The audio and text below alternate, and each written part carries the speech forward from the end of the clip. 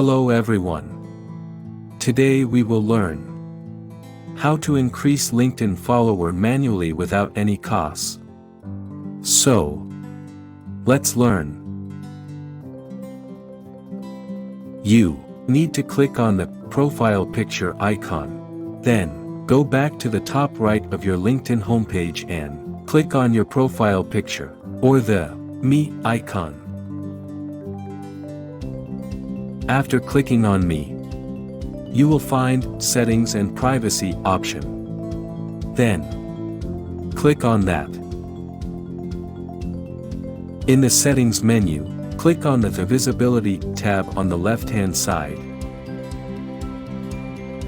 Within the Visibility tab, find the section titled Visibility of your LinkedIn activity.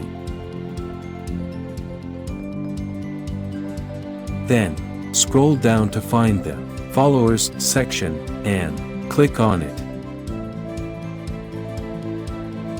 In the Make Follow Primary option, toggle the switch to Yes.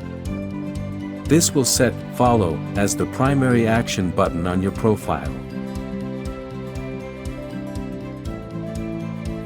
Now, return to your LinkedIn profile to verify the change.